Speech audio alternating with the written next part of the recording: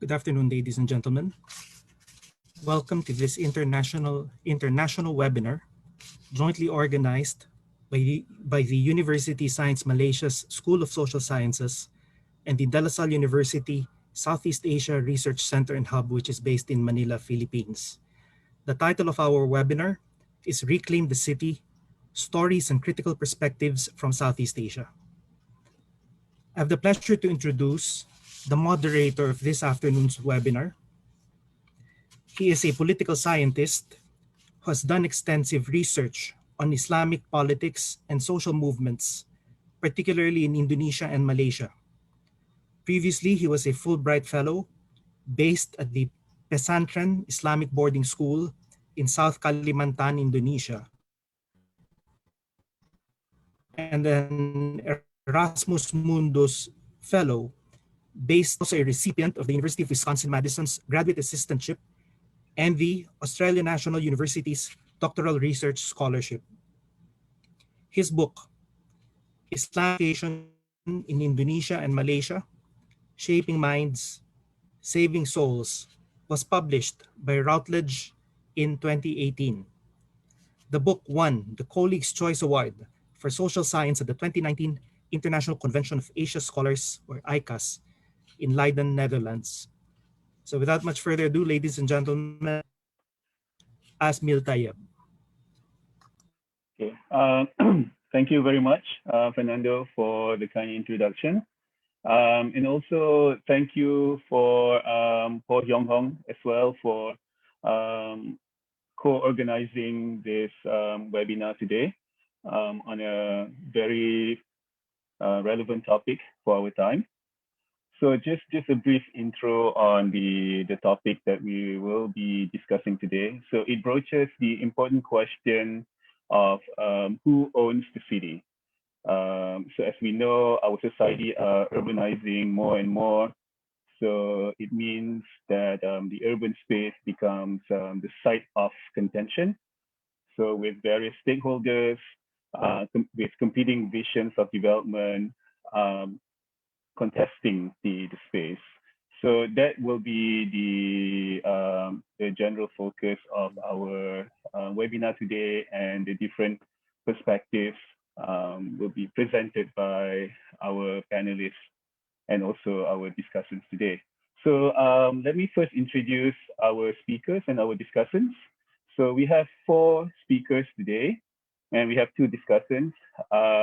We're grateful that Crisanto Regado Jr.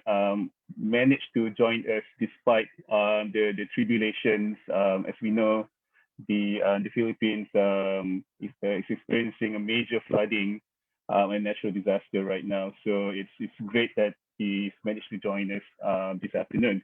Okay, so our first speaker is, let me see here, is Rita Padawangi. So she's a senior lecturer at the Singapore University of Social Sciences.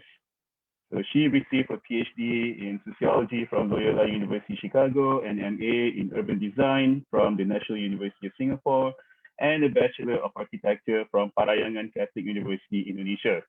So her research interests include placemaking, sociology of architecture, and participatory urban development.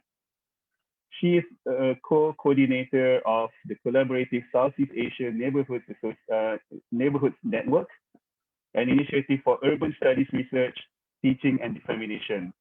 So she is the editor of Routledge Handbook of Urbanization in Southeast Asia, which was published in 2019, and Series by and for the People in Asia, published in 2019 as well. So her upcoming publication is a Cambridge Element on Urban Development in Southeast Asia, which will be published by Cambridge University Press. Unfortunately, Rita is not able to join us in person, but she will present via video recording. So we will play her video recording in this Zoom webinar. And then our second presenter is Nurul Azrin, who is a senior lecturer at the Masters of Sustainable Urban Design program at the Faculty of Technology and Informatics, Razak, UTM Kuala Lumpur. So her academic focus leans towards the politics of space, where she predominantly interested in the availability of space for people to participate in public life. As such, she is interested in how and why spaces and infrastructure are produced and governed in relation to politics, the impact of privatization of public goods, and how historical processes, particularly colonization, has shaped the resultant built environment and spatial practices. And our third speaker will be Naziriti Mohammad Yakoo, who was trained in Malaysia and England as an architect. So she is an associate professor at the Department of Architecture, University Malaya, where she worked since 1997. So she teaches architectural design, theory and philosophy, architectural research, and universal design. Naziriti was one of the National Council members for the Persons with Disability Act 2008 for the first two terms, 2008 until 2012, an expert reference in accessibility and universal design for UNISCAP in 2014, and currently is a member of the working group on accessibility for disabled persons, reviewing the Malaysian standards MS 1184 under the Jabatan Standards. So Naziriti won the Teaching Excellence Award in 2019 from University Malaya.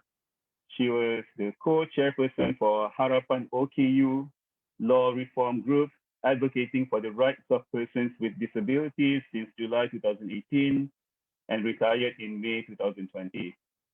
In 2015, she founded Zasve, I'm sorry, I'm not able to pronounce it. Currently a pre-startup business entity under Innovations, Sdn Bhd, focusing on accessible transportation, home modifications, providing services on designing and conducting training courses, design appraisal, and access audit, including the Tuai residences with Suntrack Development, Sdn Bhd.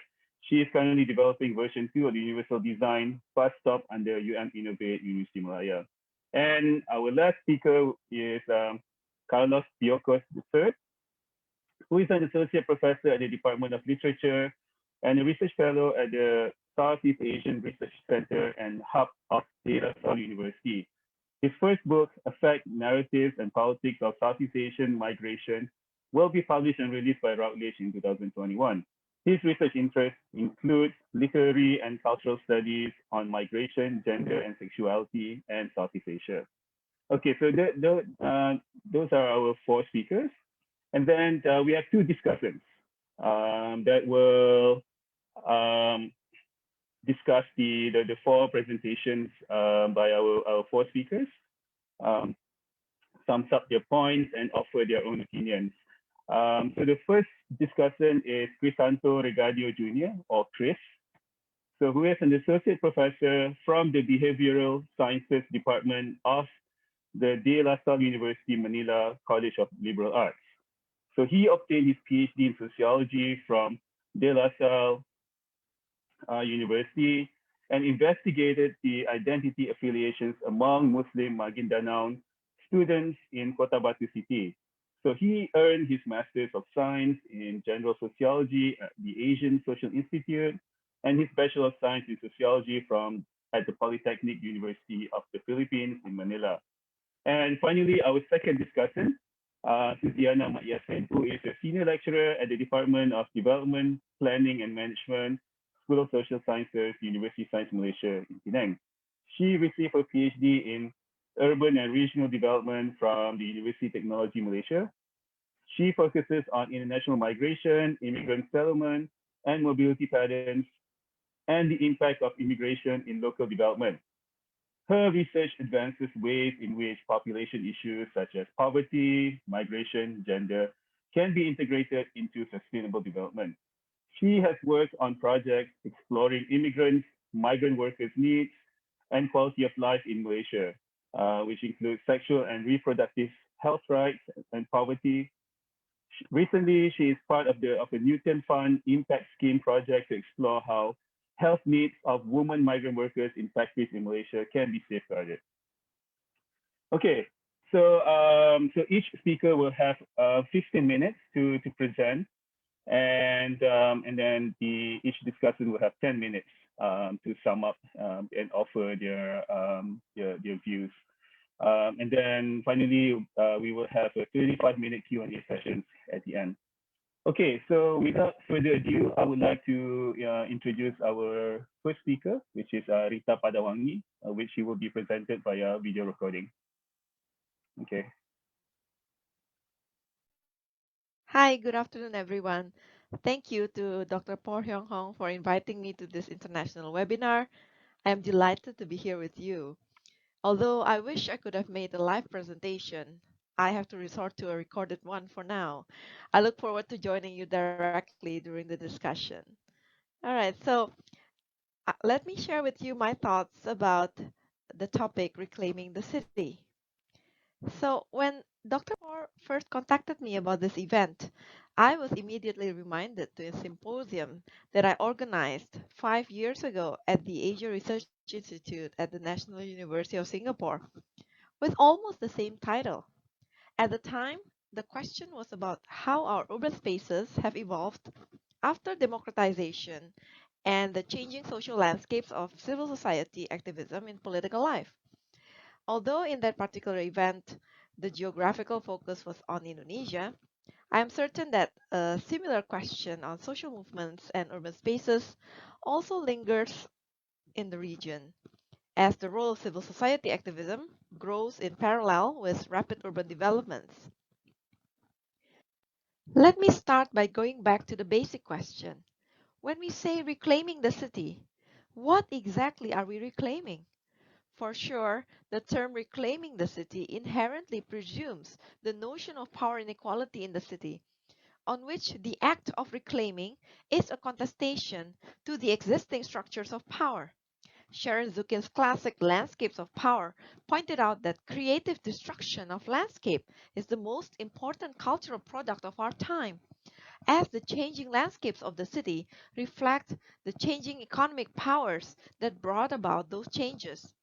Meanwhile, Brenda Yo looks at the city as contested landscapes, in which there are processes of negotiations and pushbacks among different actors behind the making of urban spaces in colonial times.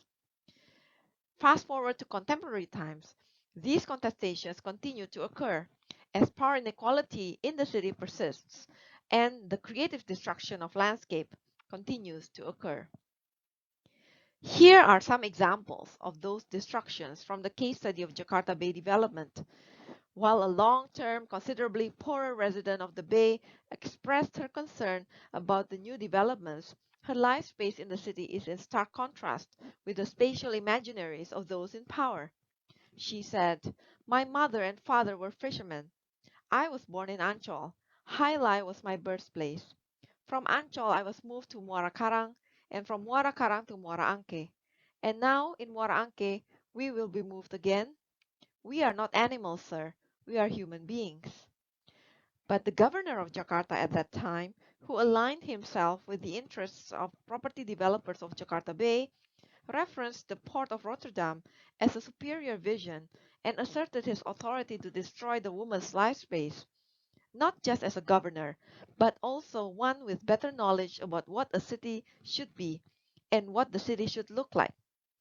Islet's OPQ will be port of Jakarta, he said, in collaboration with the port of Rotterdam.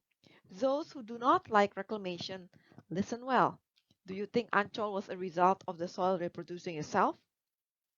From this example, we can see that the act of reclaiming the city from the bottom is not just about negotiating and challenging the making of urban spaces, but is also about reclaiming the future of cities, knowledge about the city, and understandings about what constitutes a good city.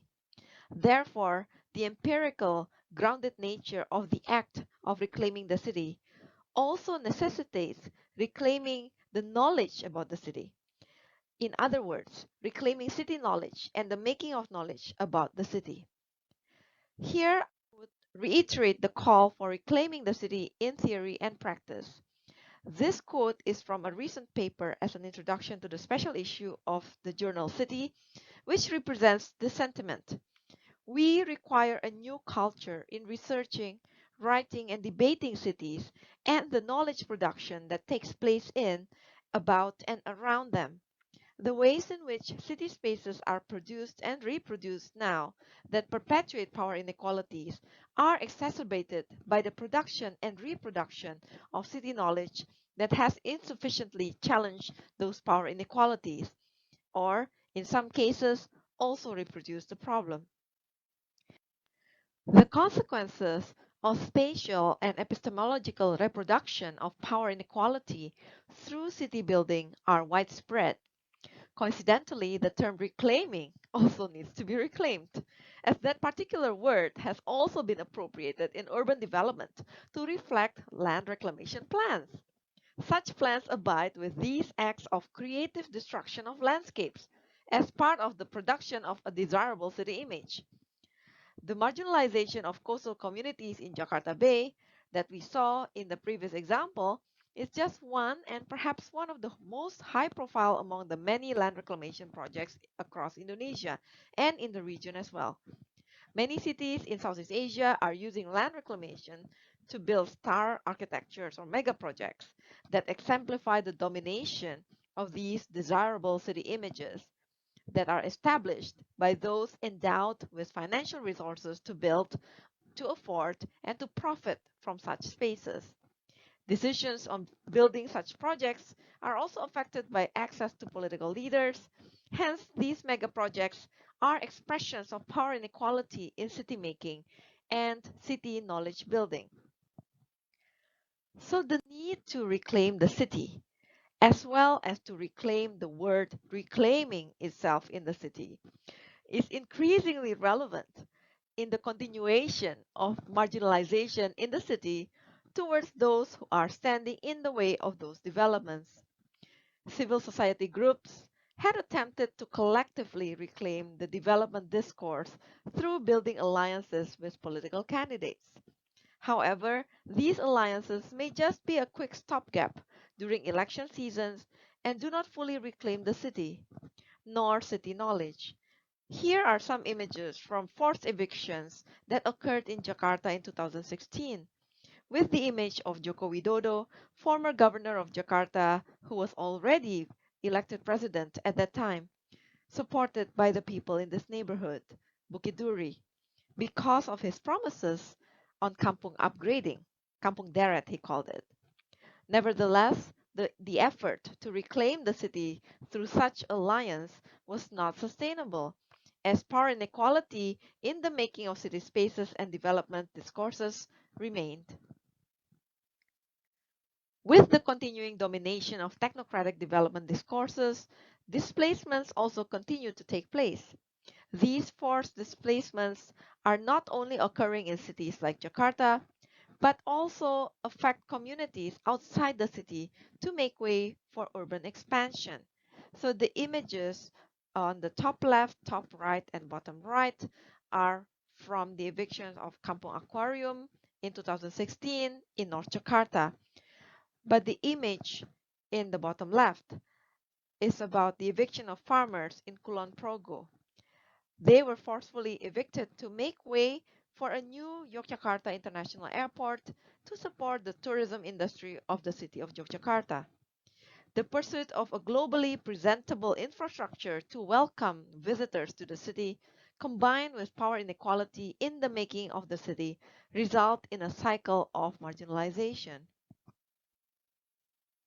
Therefore, it is insufficient to assume that democratization in the region, with the increasing civil society activism in political life, as mentioned earlier, would democratize city making. As I had written in 2014, although some countries in Southeast Asia had presumably gone through democratization, as observed in spectacular overthrowing of authoritarian regimes in the Philippines and Indonesia, they did not sufficiently address the urban development course that allowed over-corporatization of urban spaces. Technocratic approaches still prevail in city making and city knowledge and development through subsequent political decentralization to cities. Such domination of technocratic approaches can be seen from various images that dominate popular discourses on the good city and good governance.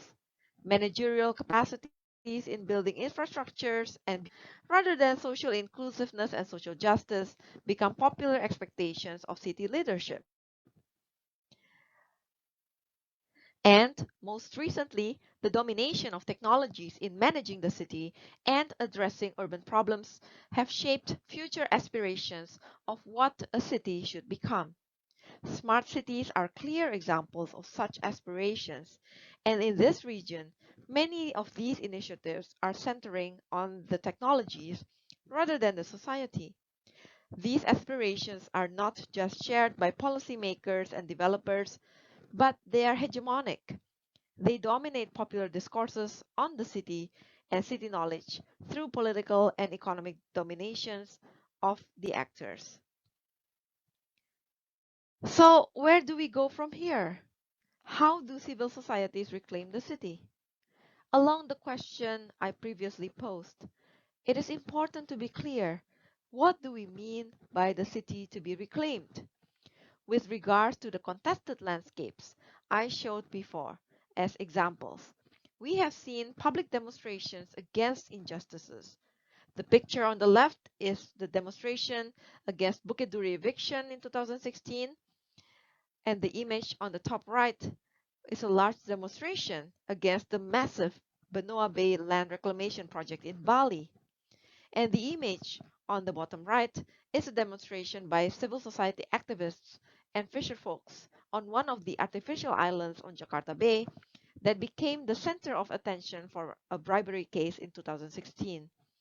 These were protests that were related directly to specific spaces in the city or places that are affected by urban development.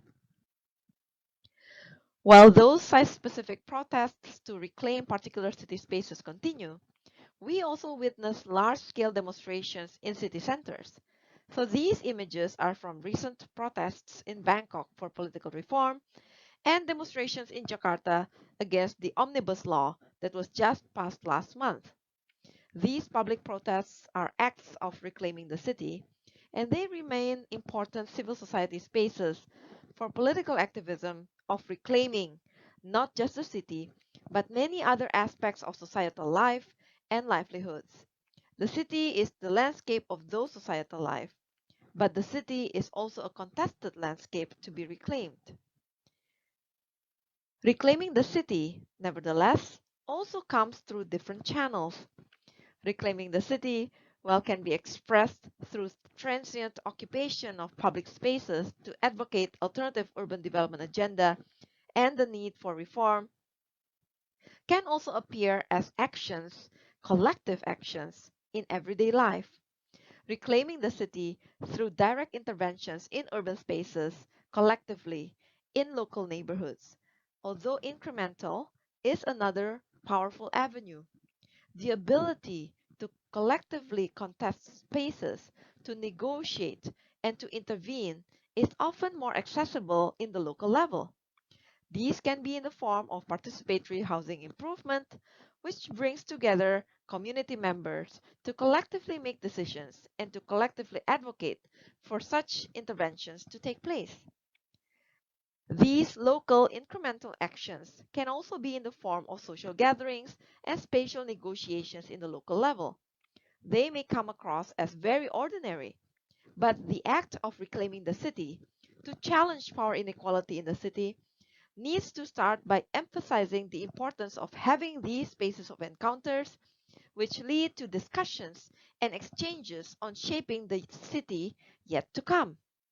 Therefore, reclaiming the city is reclaiming spaces in the city, not just the physical spaces, but also their corresponding political spaces in order to reclaim city knowledge.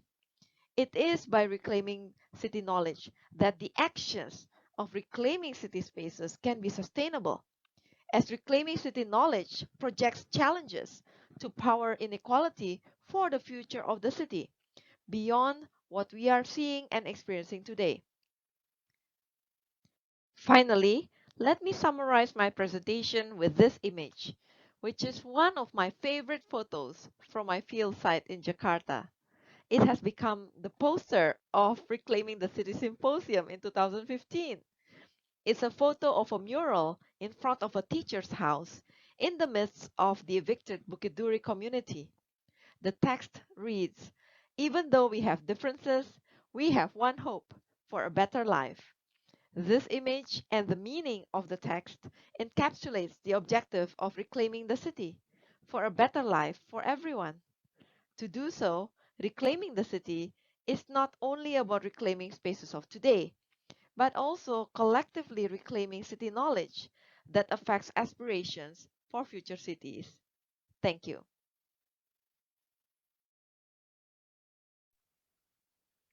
Okay. Thank you very much, Rita, for a very enlightening presentation.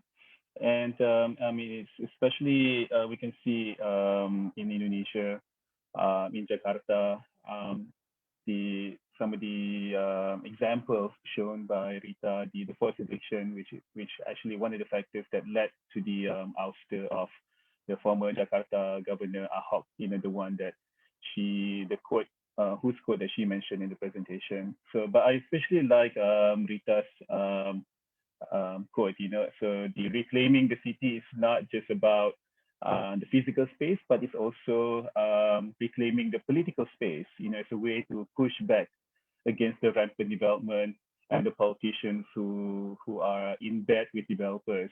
So it's a way of a counter-hegemonic force in order to have a more sustainable and more collective type of development.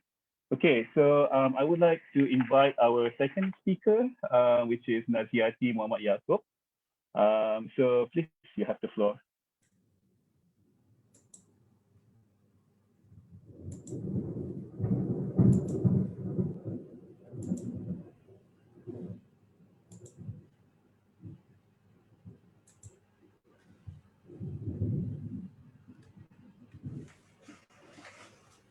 Good afternoon. Thank you very much for inviting me to this international webinar on Reclaim the City, organized by USM and DLSU. I'm Naziriti Mohammad Yakoo from Department of Architecture, Faculty of Built Environment, University of Malaya. I'd like to present you the case for designing with empathy and inclusion. In 1998, I started disability activism. And then in 2018, somehow I had to go and do a rally with many people who are individuals, NGOs, academics, regarding the Toothless Act, PWD Act, Person with Disabilities Act 2008. And we were demanding for a Disability Discrimination Act at that time. The rally was something that I was afraid to do, but then there is that activist in me that needed to be there, and help with the rest in a loose coalition. Actually, we call Harapan OKU, Hope of Persons with Disabilities. But of course, my regular job is teaching, and the activist is there, but then there are other characteristics that are based on competencies and skills acquired throughout the years to be the enabler, to be the collaborator, and to do a social enterprise with the same agenda of reclaiming the city for persons with disabilities and older persons. Examples here are on the right at the bottom. We were talking to officers from local authorities to sort of lobby for the universal design bus stop, which we actually managed to be built at the University of Malaya campus. We also visited their bus stop and gave advice on it on the top left corner. And we had other persons with disabilities, blind persons, who also engaged in this. We had to enable things to happen, collaborate with the local authorities.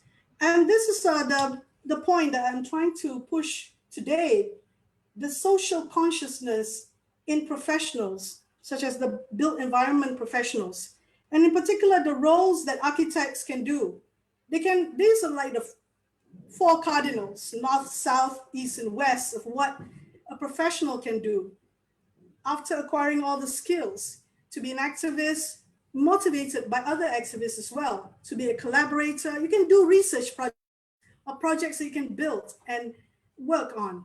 And then the enabler, which you have already been trained to be part of a team dealing with development projects. When you are working as contributing out there, working with developers and clients, that sense of being a social conscious professional can be done in your own everyday work.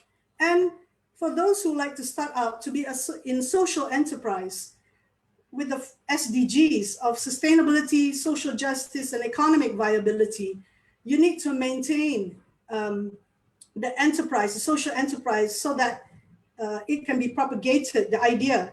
So these are the 4 points that an architect can actually go into this to be, and also maintain it. Well, the site context issues driven studio program is what I would like to focus on today. All those skills and competencies that I mentioned earlier should be inculcated very early in the training of the architect or the other building professionals. So that will be designing with empathy and inclusion. These are images captured from the final year Masters in Architecture Design Studio on site context issue-driven projects, where we were at, for 2 years, 2 groups. One dealt with Kampung Kerinci and one dealt with Petaling Jaya Old Town.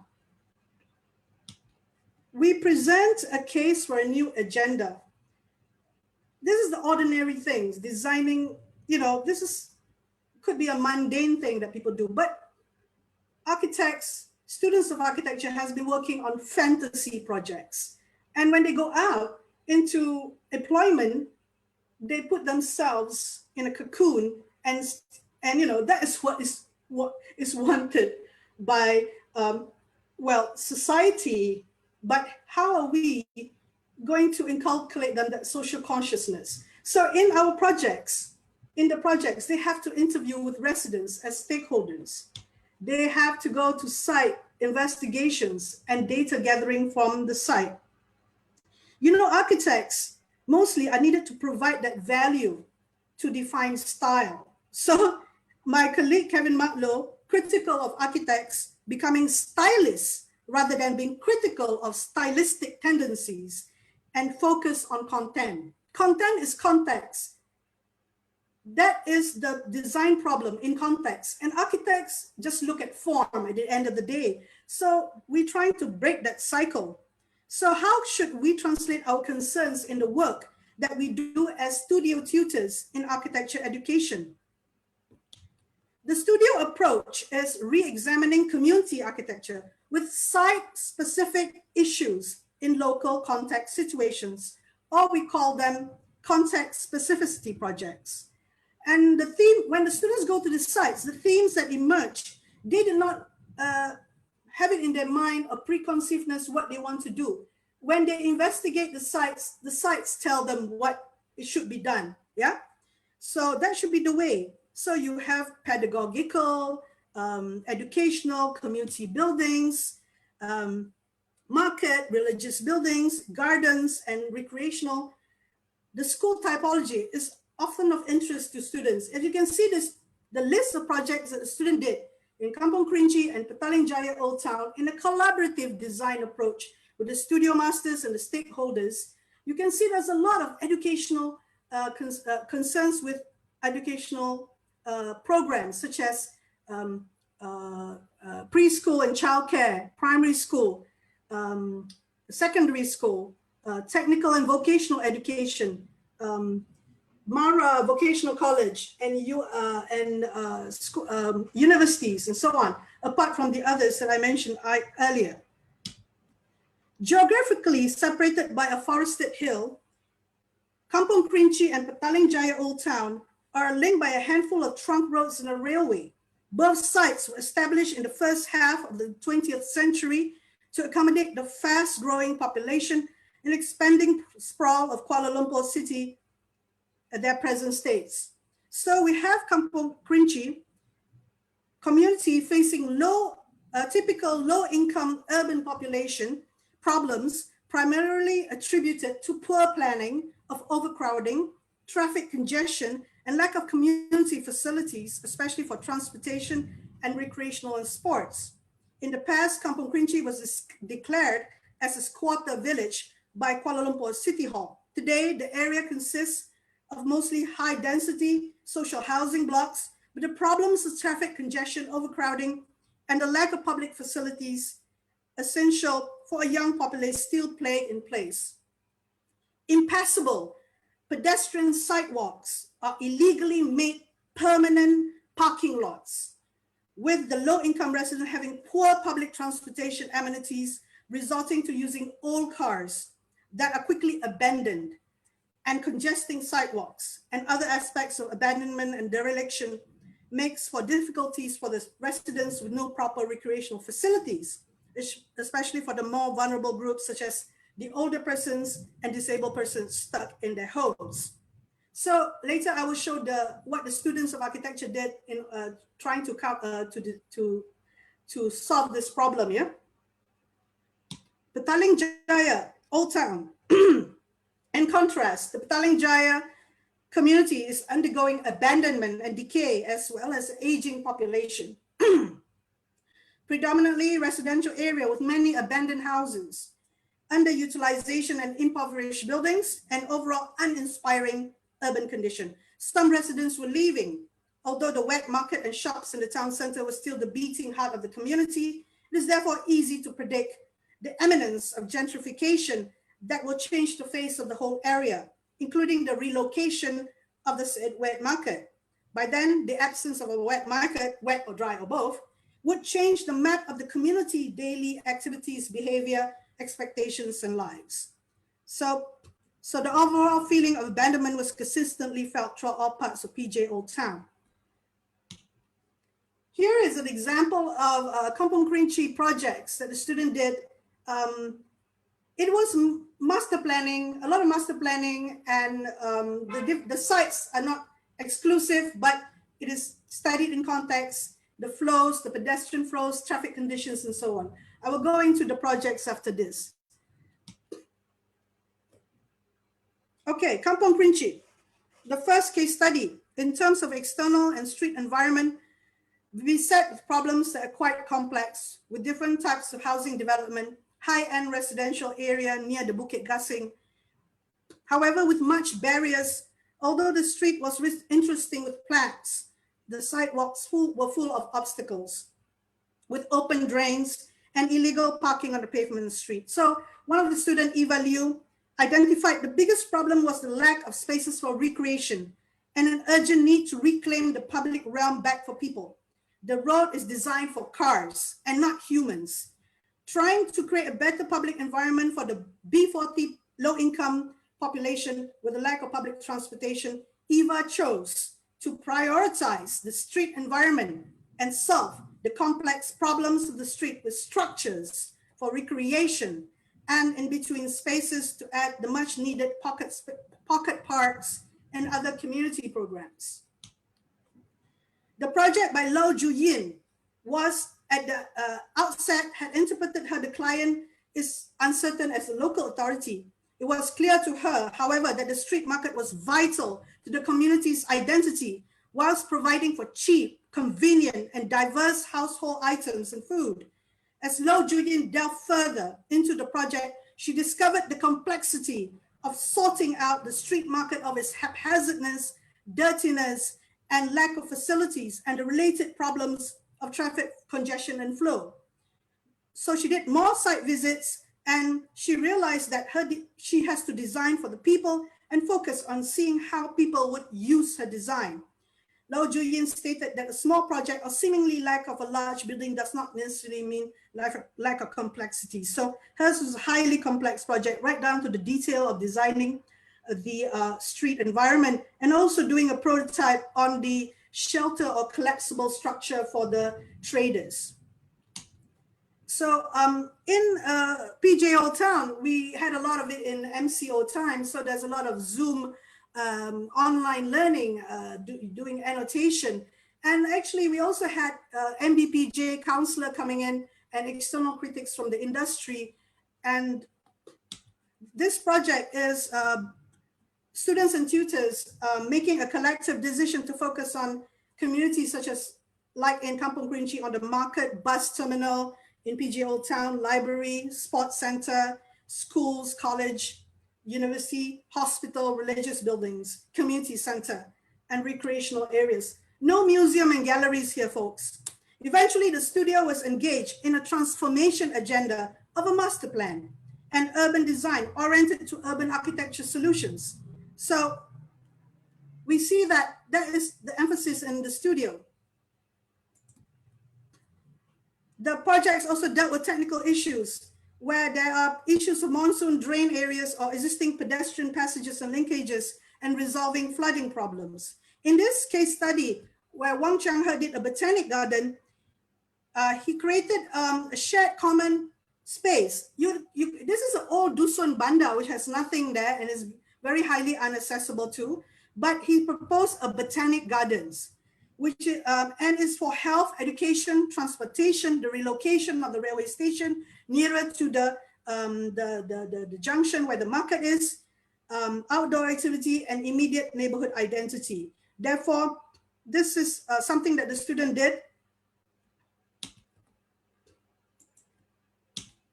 Okay, we presented to the local authorities at the end of each year. And for reimagining Kampung Kerinci, the MP, Fahmi Fazil, was there, also the local authority, DBKL officers, and other industry, people from the industry. For the alternative Petaling Jaya master plan, we had the ADUN and also the MyPJ representative, also the residents. And then the student presented their work, and this is something that's important for the education of the student, because they actually actually there is a conclusion where they actually present their work, and in that sense could see the interest in which they took upon their work. And for example, YB Fahmi was talking about the possibility of using low Julian collapsible structures in dealing with a lot of issues in his constituency. So things, and also for the Petaling Jaya, there was the issue of relocating the market, and then Raymond did the market and how he could, in the same site, created a much better market hub with even urban farming upstairs. So, you know, these are ideas. Ideas are the thing that makes people excited. And this is what architects should be doing community projects rather than fantasy projects. So this is all in the objective of reclaiming the city. Architecture should enable and strengthen human connections, a key condition in creating resilient communities to face the 21st century catastrophes. The architectural profession is key to the objective. So architects should strive to create safe and happy spaces that enable people to connect meaningfully. So the role of the architect will be better defined when the architects feel socially conscious. So the training of the architect is paramount to the objective of reclaiming the city. There are 4 ways that I mentioned just now: being the activist, the enabler, the collaborator, and doing social enterprise. So therefore, this is a conclusion that I like to make regarding architecture education and the need to actually look at architecture education and make it compulsory for architecture education, especially in the final year design thesis, where you can have a year-long program to actually get into from the conceptual, the data gathering, concept, scheme, design development, detailed design, and going into special studies. And much of the special studies that student of architecture did was on design with empathy and inclusion for the disadvantaged groups, older persons and persons with disabilities and children and others. So with that, migrant workers as well. We had also a project with migrant workers. So with that, I thank you very much. You can contact me at these numbers. Okay, thank you very much, Naziriti, for a very refreshing the presentation. And as you know, there's a pressing need actually to instill social consciousness among architects and also urban planners. This is something that we see that is really lacking in urban development. As if these people are operating in silos instead. So there's no collaborative effort on getting input from the community in which for which they actually design and build. So it's a call for action, and great job for instilling this social consciousness among your students, who will future architects and urban planners. So we hope for change in the future. Okay, so I'd like to invite our third speaker, who is Carlos Piocos III. So, okay, you have the floor, Carlos. Go ahead.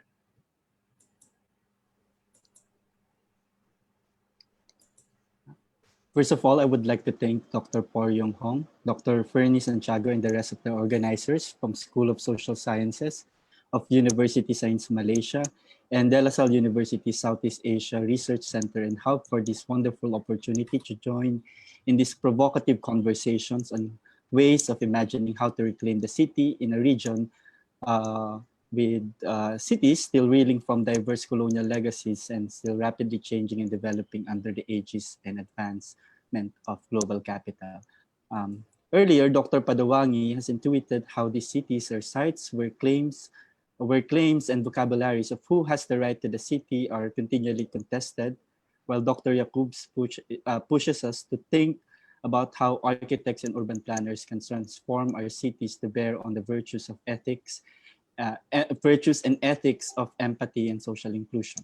So my contribution this afternoon continues this thread, but locates the question of reclaiming the city in the presence and practices of Southeast Asian migrant workers, primarily Filipino, Indonesian, foreign domestic workers in the region. I also situate my introspection and intervention into discourses of right to the city in the city-states of Singapore and Hong Kong.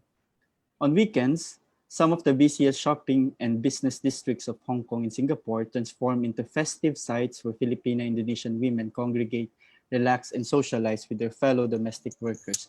These urban spaces, usually not as crowded during the weekdays, become little Manilas, so at the Statue Square and around Central District in Hong Kong and Lucky Plaza in the surrounding areas of Orchard Road in Singapore, and Little Javas at Victoria Park and areas of Causeway Bay in Hong Kong, and City Plaza in the neighborhood of Geylang and Singapore, where hundreds of Filipinas and Indonesians meet and join their friends to exchange food and stories throughout their rest days, activities that radically divert from their usual workday week inside their employer's household and disrupt the cold practicality of business as usual in these urban spaces. So Hong Kong and Singapore are still among the top destinations of migrant women from South and Southeast Asia, primarily of women from the Philippines and Indonesia, as they occupy two of the largest foreign workers' population in both of these city-states. So as of 2020, Singapore employs more than 250,000 foreign domestic workers, half of which are Indonesians, followed closely by Filipinas. In Hong Kong, on the other hand, there are around 370,000 foreign domestic workers, half of which are composed by Filipino women, and Indonesians follows closely with 48%. As the presence of Filipino and Indonesian domestic workers increasingly become ubiquitous in these Asian global cities, they become necessary economic supplements for their host city-states. The child and elderly care services they provide accounted for a $12.6 billion contribution, or about 3.6% of Hong Kong's GDP, and $8.2 billion, or around 2.4% of Singapore's GDP. In both of these statistics is 2018. So migrant household workers' role is necessary in economic and social life of Singapore and Hong Kong as they enable skills upgrade and professionalization of local women while stabilizing birth and marriage rates of these city-states. Peng Shea describes the simultaneous inclusion and exclusion of these women in the city-states as a form of calculated hospitality. So the contemporary practices and discourses of globalization and cosmopolitanism have only exacerbated the tension between the attraction and repulsion of the stranger, or in this case, the foreign worker, which is especially salient in Hong Kong and Singapore, where the project of cultivating human capital on which these host city-states hyperdevelopment have been based is governed by a discourse of hospitality based on cost-benefit calculations. In both of these territories, foreign helpers are received through use and discard principle that relegates them to the position of being included out, welcome only to provide the host needs, yet denied of the prospect of being fully integrated in the city-state social fabric. In Hong Kong and Singapore, women from the Philippines and Indonesia form a crucial segment of this underclass of migrant workers, yet both of these groups are subjected to a range of policies that would guarantee their transience and deprive them of gaining foothold in these city-states. They have no access to citizenship, permanent residency, nor right of abode, while their passes or visas are regulated by their work contracts. These exclusionary policies affirm how Asian tiger economies operate as zones of exception, where migrants become exception to neoliberal mechanisms and are constructed as excludable populations in transit, shuttled in and out of zones of growth. These restrictive mechanisms of receiving and accommodating migrant helpers in both of these city-states, private and public spaces, do not only illustrate the conditionality of hospitality that receiving states extend to its foreign workers, but also shows how such conditions have negative consequences on these women's everyday lives abroad. Furthermore, a significant number of migrant women are also subjected to exploitative conditions, such as underpayment, working for more than 100 hours per week, some without weekly or monthly days off. So their precarious working environment is made worse by mandatory live-in arrangement that results in flexible working hours, overworking, and various types of abuse. Finally, their vulnerability is heightened by this condition because they are placed to inhabit the same space as their employers, dissolving the spatial and temporal boundaries of work and home throughout their stay as guest workers in both city-states. Because their work is inside their host homes, the experience of place is defined by placelessness as intimate others, just like their time for work and time for rest becomes indefinite and flexible inside their workplaces. This is why the spectacle of migrant women hanging in public spaces such as parks, streets, sidewalks, storefronts, and malls in these city-states on weekends is a consequence of their vulnerable working conditions and living conditions, and an important also, on the other hand, an important weekly ritual that allows them not just to relax and rejuvenate from their heavy work week, but to also forge social and intimate relationships to form a community that is not usually available in the private spaces of their workplaces. As dynamic sites of assembly, these urban spaces have become also rich grounds for grassroots organizing.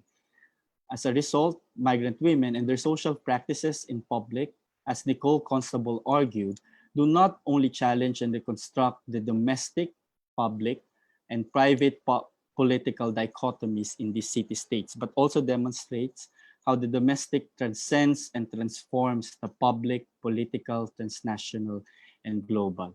Furthermore, as Stephen Sigmund observes, on the one hand, this is a fascinating example of a collective practice that makes creative use of spaces which are not designed for assembly, thus constituting an insurgent tactic deployed to resist dominant planning strategies.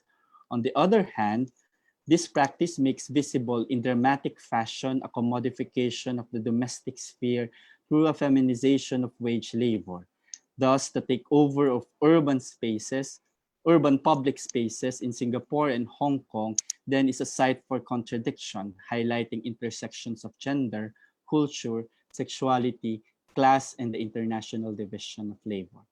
So I wanted to look at this social practice of gathering and assembly and reflect on its implications in understanding ways of reclaiming the city. As intimate outsiders included out in the city-states, private and public sphere, can Southeast Asian migrant women reclaim the city if, most of the time, they do not exactly have any social legal status to lay claim to its spaces? How might we begin to expand the political vision of reclaiming the city to include even those who do not have such claims? Space, after all, is a very scarce and expensive resource in both of these city-states.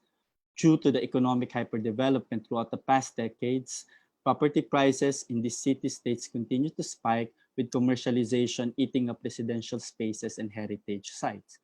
This makes space not just an economic but also a highly politically charged issue, as local citizens, the struggling middle and lower class, those who have legitimate claims to these cities, are themselves fighting to maintain their own place amid the swift transformation. The fight for one's own space is felt much more intensely by foreign workers. For example, in their campaign to find an arrangement to live outside their employer's home is sometimes routinely set up by the city-state against the interests of the rest of the lower middle to lower class citizens and residents who are themselves living in a dismally narrow spaces at such bloated cost. And the idea of these guest workers renting their own places poses an even bigger threat to the locals, as they would potentially drive up the prices for the already scarce housing resources. Thus, due to this lack of private spaces, public spaces in these city-states have become sites for refuge for these women who build their home away from home during their days off or rest days. Clearly, the fight for one's place is pitted against the marginalized and struggles of rightful citizens, those who are swiftly losing their own claim to the city, against the foreign migrant worker who are seen to have no right in these urban spaces in the first place, as they have to fight for their space and for their place in the intimate spaces of the household. They also have to fight for their claim in public spaces during rest days, as their presence is perceived as public nuisance, unsightly, posing environmental problems, or prone to exhibiting morally questionable activities, etc. Amid the local citizens' discomfort on their visibility and takeover of public spaces, migrant domestic workers express their resistance in more embodied ways by laughing, talking, and eating en masse. This is how they demanded to be seen and refused to be displaced. Thus, if at present, this gathering has become already a weekly staple in these urban sceneries, it is no small part thanks to the migrant women themselves and their embodied articulations on how they push the city-state's limits on their drummed-up virtues of hospitality, cosmopolitanism, and multiculturalism. And they continue to push for these limits through their creative use and repurposing of public urban spaces.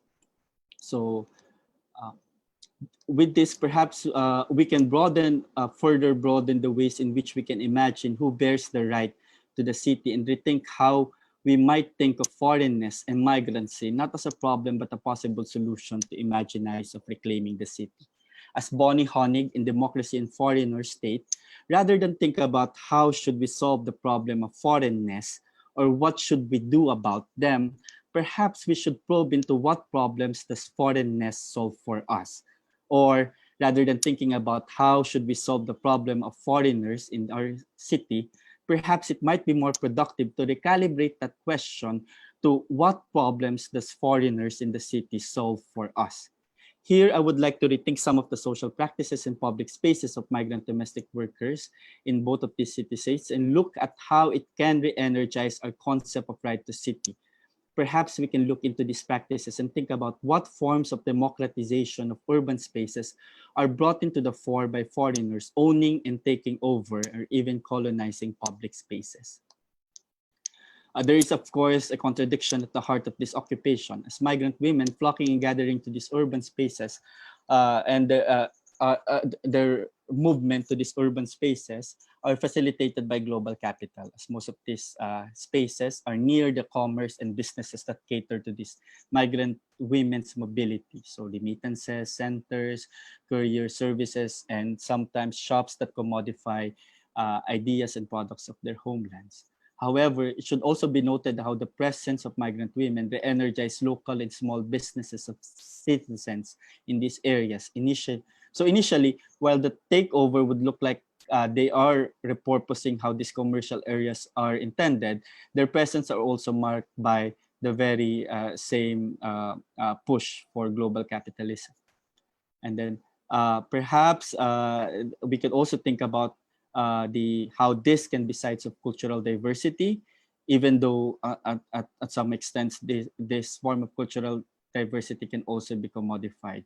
So perhaps we can think about what ways can citizens and regimes of the city-state imagine their multiculturalism being much more enriched by migrant women underclass, whose labor and presence that comes along with the baggage of their culture in all their foreignness are and sometimes mostly relegated out of sight.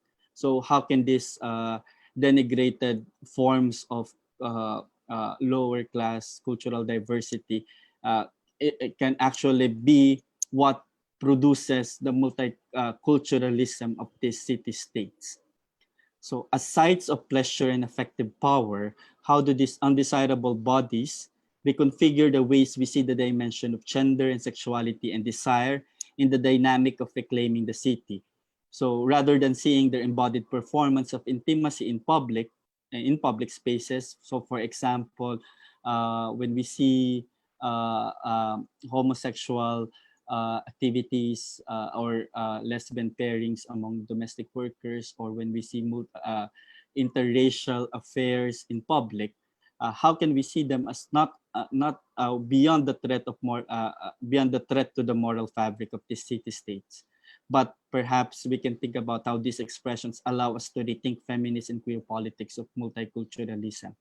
So rather than thinking about how these public expressions of sexuality as foreign, perhaps we can think about how they can enrich LGBT and queer politics in the city-states, connecting the struggles of sexual minorities with migrants who are also target of moral regimes of heteronormativity in Asian cities.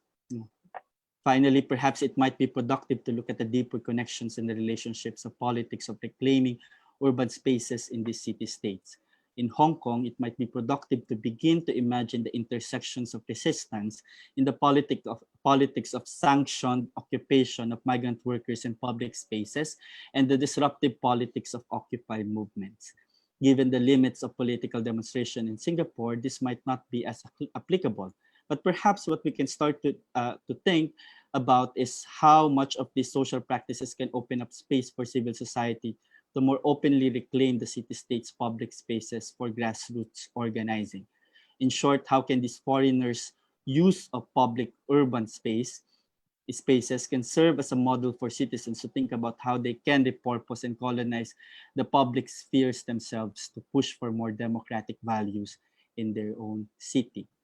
In conclusion, while the embodied expressions of Southeast Asian migrant women workers in public are signs of empowerment and agency as they build social networks, find relief and comfort among friends, lovers, and fellow migrant workers, or foster community and forge solidarity, this approach of reclaiming the city do not necessarily lead to social inclusion in their host city-states. After all, the very fact that they have to spend their rest days in public space to fight for their right to love, reclaim their own bodies, find their own networks of support, and even protest, attest to how far Hong Kong and Singapore's hospitality can only go.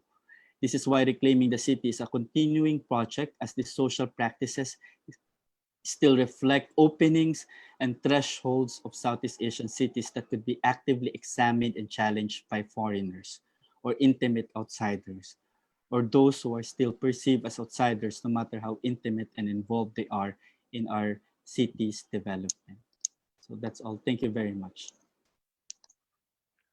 Okay, thank you very much, Carlos, for your presentation in highlighting the place of migrant workers in an urban space, which is an awkward place to be, between being present and also being invisible, occupying this existential limbo, and also being vulnerable in your workplace, and thus finding a public space to congregate.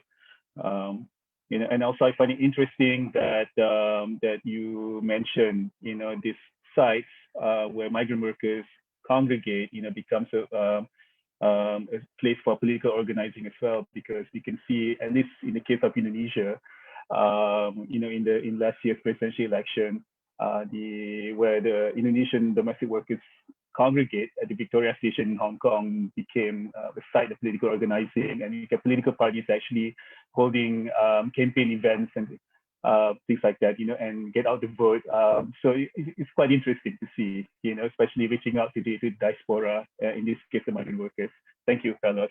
Okay, so I'd like to invite our final speaker, Nurul Azrin, for her presentation. Please go ahead, you have the floor, Nurul.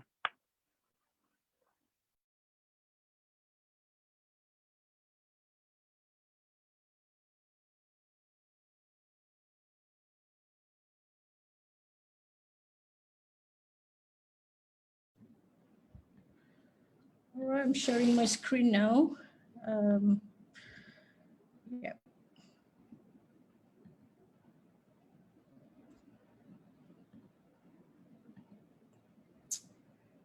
Okay. First of all, thank you for Hyung Hong and the organizers for the invitation. It's great to be speaking together with these other esteemed researchers. I watched the other presentations with great interest, and on all of them actually have they're quite related to my own in a way. But today I will be talking about relationship between public space and relationship between public space and democracy, with a particular focus on the protests in Kuala Lumpur, the capital city of Malaysia. All right. So this presentation is actually based on my PhD, which I defended a couple of years ago at U Delft. So you're probably wondering how I ended up working on this topic. It all started in 2011. So in 2011, there were a lot of protests taking place around the world, such as the Arab Spring in the Middle East, the Occupy movement in New York, and the Indignados in Spain. So all of these protests took place in urban spaces, which are all very different from one another. Tahrir Square in this image, in Cairo, for example, is basically a huge intersection in the city, while Zuccotti Park in New York is a privately owned space, or POPs as they call it over there. So this got me thinking about those spaces that people use to organize these protests. In the same year, a major protest event, Bersih 2, also took place in Kuala Lumpur. Bersih is a civil society coalition that fights for electoral reform. It first took to the streets in 2007, and all of Bersih's rallies, all 5 of them, have taken place in Kuala Lumpur. So I'm sure some of the members of the audience have probably participated in 1 or 2 Bersih protests before this. But why do protests still take place in Kuala Lumpur today, while the federal government has actually moved to Putrajaya, the instant city purposely built for administration in 1999, right? So why do protests still take place in the colonial city and not in the seat of our democratic government? So I am basically interested in how access to public space can impact the performance of democracy. So a little bit of theory. What is public space? It is typically defined in terms of access and ownership. However, there is also another aspect of public space. Parkinson in 2012 argued that public space is a subset of public sphere, and public sphere, as Habermas proposed, is conceived when private people come together as a public. Publicness in this instance refer to the role that people assume by participating in matters of public concern. So infrastructure enables and disables different kinds of actions in the city. Infrastructure, therefore, can enable or disable political actions, and public space, which is a part of the infrastructure in the city, should also be assessed through its ability to enable people to perform their citizenship. So today I'm going to be talking about these 2 aspects, which are both related to urban planning and governance of the city. 1, how decisions made at urban planning level could actually impact democratic performance in the city. And 2, how, despite the above, protests could actually still be silenced through the control of public space. So firstly, how publicness could be affected by urban planning decisions. So let's take a look at this map of protest events in Kuala Lumpur from 1998 until 2016. What is this map telling us? This map is basically telling us that protests in Kuala Lumpur tend to be concentrated in a 3-kilometer radius from the historic core of the city. The most desirable venue for protests in Kuala Lumpur is Dataran Merdeka, the biggest and physically the most accessible open space in Kuala Lumpur. Dataran Merdeka is a colonial relic. It was constructed by the British for their military exercises and sporting activities. It was previously known as the Padang, and the Dataran is lined with grand colonial buildings to showcase colonial power. The Union Jack was lowered here on the eve of independence in 1957. The Dataran therefore serves as a powerful symbol of emancipation from colonial rule. So let's revisit the question that I asked earlier. Why do people still protest in Kuala Lumpur and not in Putrajaya? So it's basically because of these three factors: accessibility, land use distribution, and scale of urban form. So for accessibility, I mapped the distance between the places people are most likely to congregate to protest and the closest rail station. So for Putrajaya, one of the places would be the Prime Minister's office. There is only one rail station in Putrajaya, and it would take you more than 30 minutes to reach it by foot from the Prime Minister's office. And the same can be said for the Palace of Justice, another place most likely used for people to protest. So if we look at Kuala Lumpur, so for Kuala Lumpur, I basically mapped the walking distance from Dataran Merdeka, the hottest venue of protest in the city.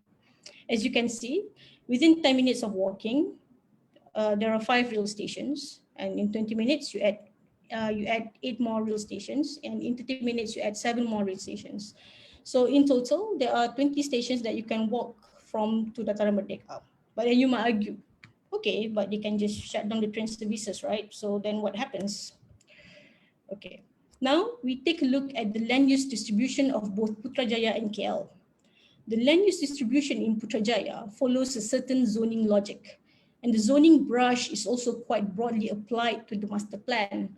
Apart from that, Putrajaya's economy is dominated by administrative functions and the housing required to house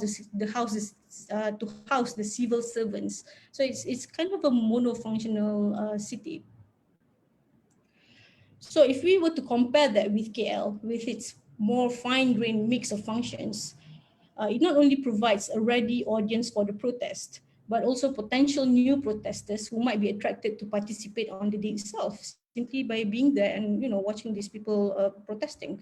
So the mix of functions also provides a camouflage for the protesters who could remain anonymous in the city crowd until the very last moment before the protest begins. And likewise, when protesters are being chased by the police, they could slip into shops and hotels and pretend to be shoppers and customers, as demonstrated by the 1998 Reformasi rallies. So urban form.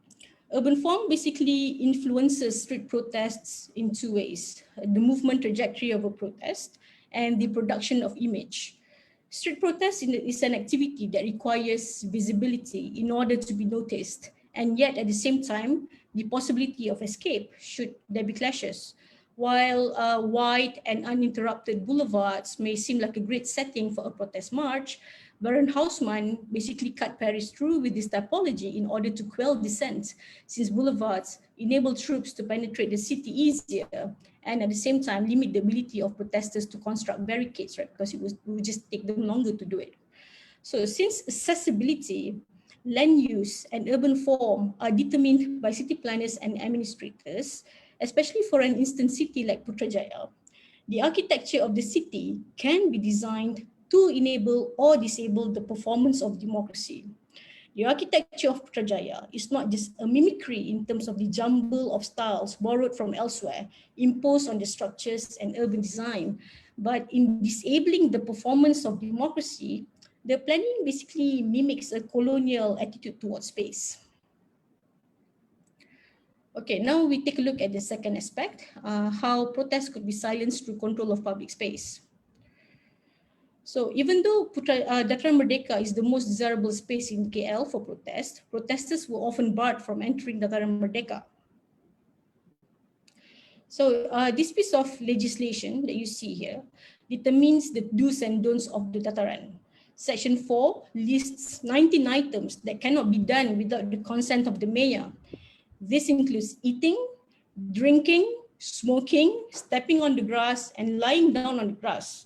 Section 8 dictates any kind of assembly cannot take place without a permit from the mayor. So the Dataran, however, is often used to host corporate events such as the KL Marathon, or to host celebrations such as Independence Day, which is a state-sponsored spectacle. Activities such as street protests were often barred, and discussions about how protests are bad are usually framed in terms of economic loss for the city, how shops have to close for the day, and how taxi drivers would lose passengers, even though events such as this marathon would also see limited access to the city. In this sense, I would argue that the Dataran is only independent in name, where the symbolism of Merdeka is more important than the spirit. So in Southeast Asia, the lack of provision and maintenance of public space by the state have led private enterprise to fill this gap. Instead of public space, shopping malls become the meeting place, a social space where people spend their spare time. Why is this problematic? So this is problematic because shopping malls are commercial spaces which are driven by profit. Your freedom of expression does not quite make it through the doors of the shopping mall, because it is seen as disrupting the process of consumption. So what privatization does is it diminishes democracy by reducing the space in channels where democracy can be performed. So in conclusion, from this analysis of the geography of protest in Kuala Lumpur in relation to urban planning, we can see that publicness can be fostered at the urban planning and urban design decision-making level, and neoliberal urban planning is detrimental to democracy. While aspects like land use distribution and accessibility and even urban form are always discussed in relation to topics like livability and walkability, I find that the discourse, at least in the Malaysian context, is often depoliticized. And that is dangerous because then we tend to advocate for a particular kind of public space where the only publicness allowed is aligned with leisure and commerce. And then we're becoming more neoliberal. So on that cheerful note, I end this presentation. Thank you very much. Okay, thank you very much, Azrin, for a very cheerful presentation. Actually, it's quite interesting to see, because when we talk about reclaiming urban space, we also have to talk about who gets to define what public space is, right? I mean, which is the main thrust of your presentation. And we can see in the case of urban planning in Kuala Lumpur, it's a neoliberal policies that drive the urban planning, which actually limit any disruption, especially the one caused by protest and demonstration, and also aiming at increasing and maximizing profit, right? So public space becomes, more and more privatized in this respect. Okay, so we are done with our 4 presenters. So now let's move to the 2 discussants for our talk today. So I would like to invite Crisanto as our first discussant for his comments on all 4 presentations, and then you have the floor now. So Crisanto. Hello, good afternoon. Okay. Okay. I will be sharing my screen.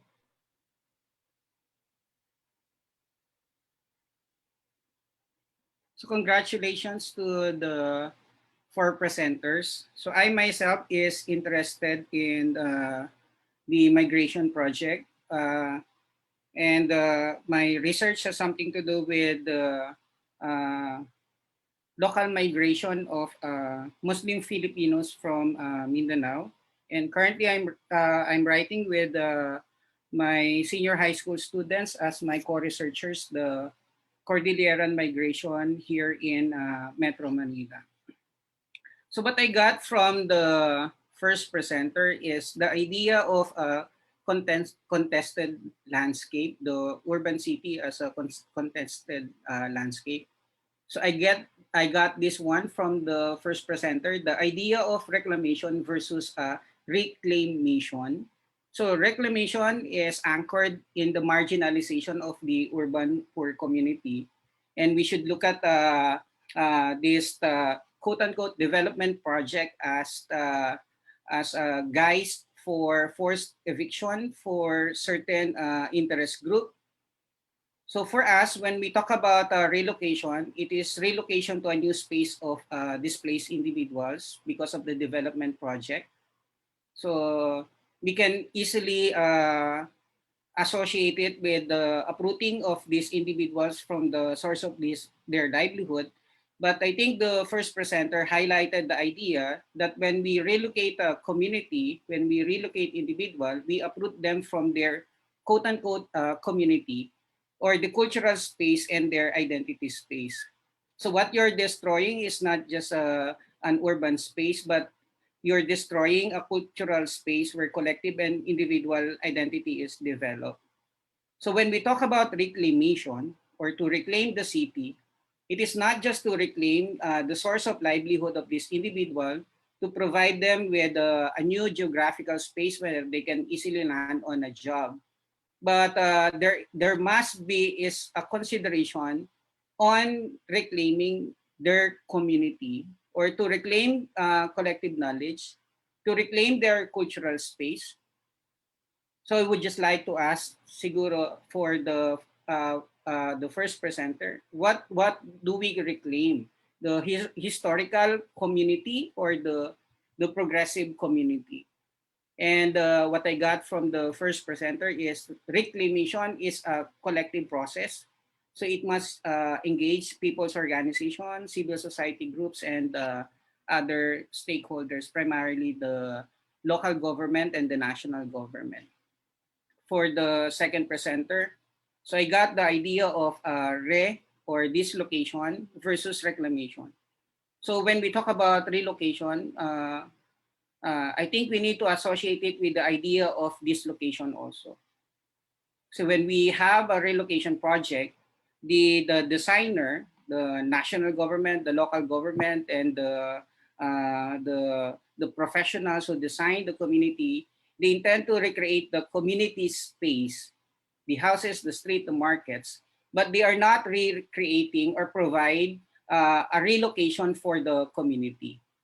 And it was highlighted in the presentation that for planning, consultation, and considerations of the community, just like the first presenter, as a cultural space and identity space, results to poor infrastructure, congestion, and loss of or the formation of a synthetic collective community in the relocation site. So when we talk about reclamation, then we must design the relocation community as with humanizing public spaces.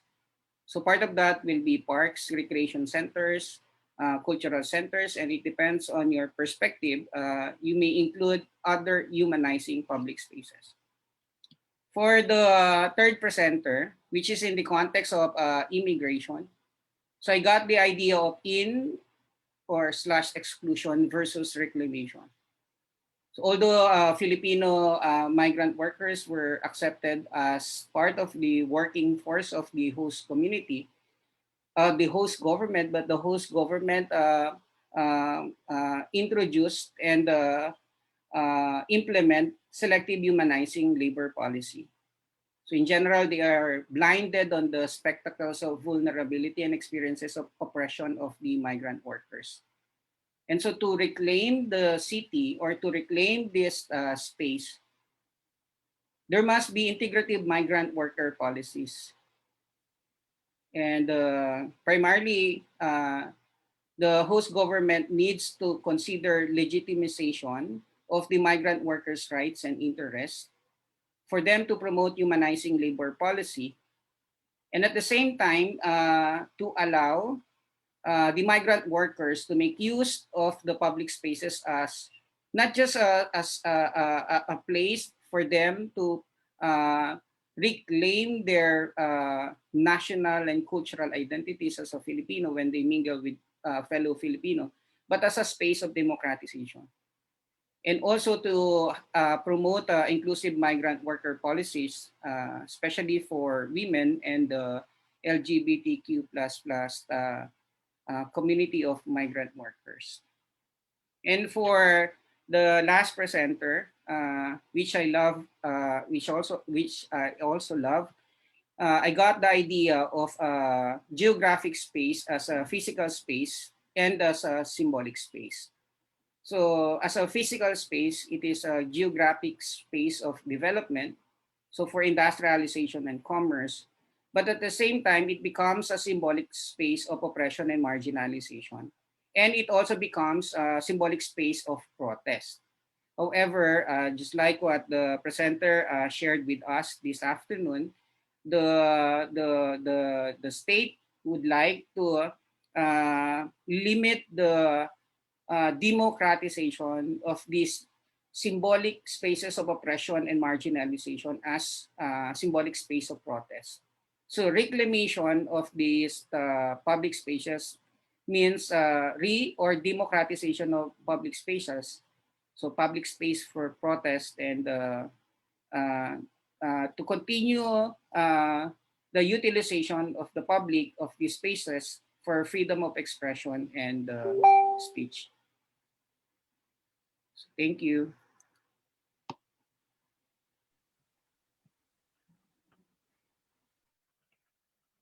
Okay, thank you very much, Crisanto, for a very comprehensive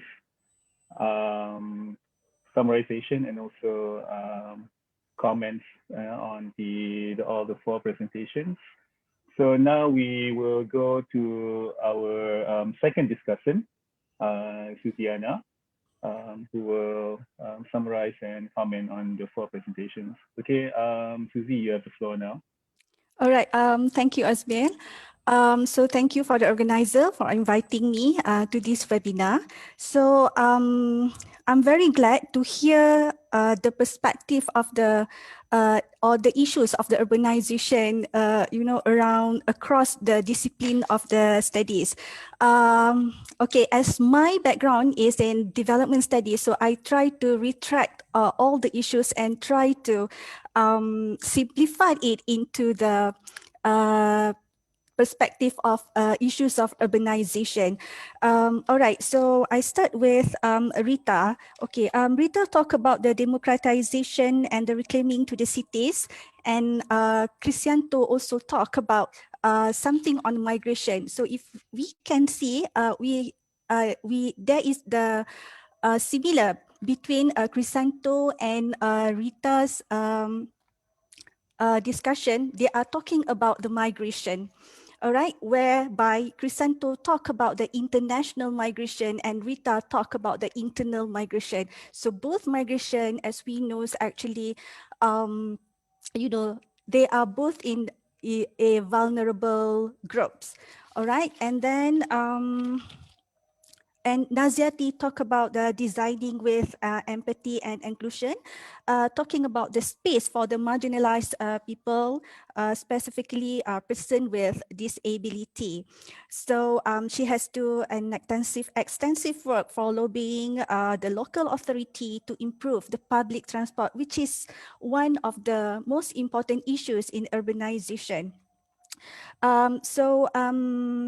It shows that actually in development, we have all the actors have to come together to work together, not only the government, not only the industry partner, but all the stakeholder, all the we can call the actors of development has to work together to go for the sustainable development goals.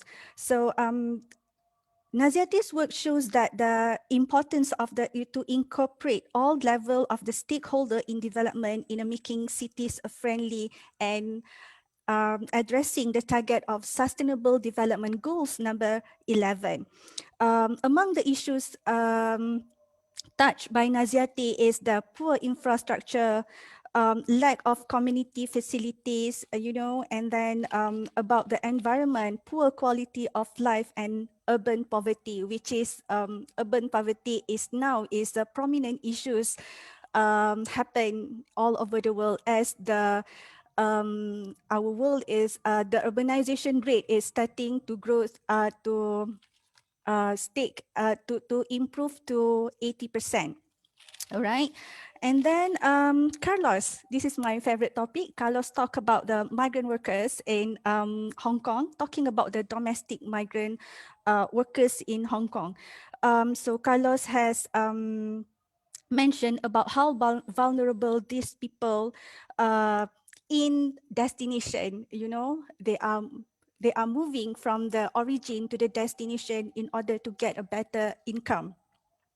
So it is necessary, Carlos. So as I can see from the Carlos talk, so I can see there is one important roles of the migrants actually. All right, in the process of urbanization, or now we are going to the mega cities. Actually, the roles of migrants is very important to cushion the impact of population, especially for the country that are moving to the aging population countries. Aging population status. So because the roles of these migrants is actually, they are the labor skill force. They are the groups of labor skill that they are taking the jobs that local people don't want to do. Without these migrants, who would like to do the job? Because the local people always perceive this kind of job as the 3D, dangerous, dirty, and demeaning job.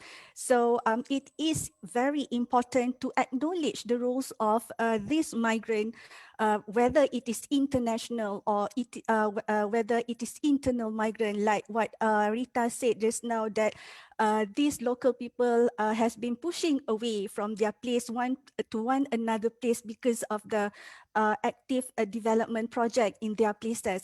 So usually this type of migrant is in the group of the vulnerable group. So another thing that is I can conclude to the discussion is to the terms of the right to the cities. All right, the right to the cities is actually has been mentioned by David Harvey in the books of Capitalism and Power Style. So David Harvey is a Marxist geographer. So he talked about the right of the city, and he's asked about who has the access and whether all the people in the city have the right or equal access to the city. So this is very important thing to address for us as a developer, as society, as an NGO, as a professional people, to think about and to work together for this. Because David has been a debate on the move on who has the power to make the city in a different image, who has the power to make the city not only for the capitalists, but to make the city for all the people, the words of inclusiveness. Right. And then the important thing, another important point that I can capture from the discussion is basically when we talk about the urbanization, we can imagine about the beautification projects to the cities. Because of the beautification of the project to the cities, it will always overshadow the goals of number 11 of Sustainable Development Goals, which is which is the goals number 11 clearly mentioned about how to make cities and human settlement inclusive and safe to all the people. So this is this is very important to address because all the developing countries are now working to the Sustainable Development Goals. So if we cannot address the issues of urbanization that has been mentioned by the speaker just now about the environment, quality of life, urban poverty, high density. So how can we achieve the target number 11. So with the tagline is, they are making the tagline for the SDG 11 that is leaving no one behind. So so in order to make urban city as a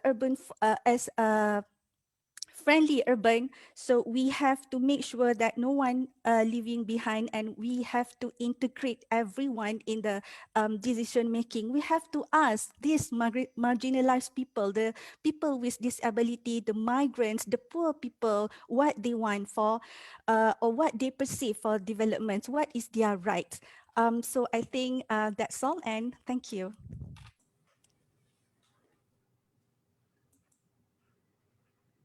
Okay, thank you very much, Susie, for a very comprehensive comments and, on the presentations. So without further ado, we will open this webinar to the Q&A session. So we have about 35 minutes or thereabouts, for the Q&A session. And first, I would like to invite the speakers to try to address the question by Shoshi, who is a lecturer at USM as well, so whom we know very well. So she has, I don't know if she has question for the fourth speaker, for Azrin, but she definitely has questions for the first three speakers. So if you can look in the chat box, you can see the questions that she posed to all the speakers.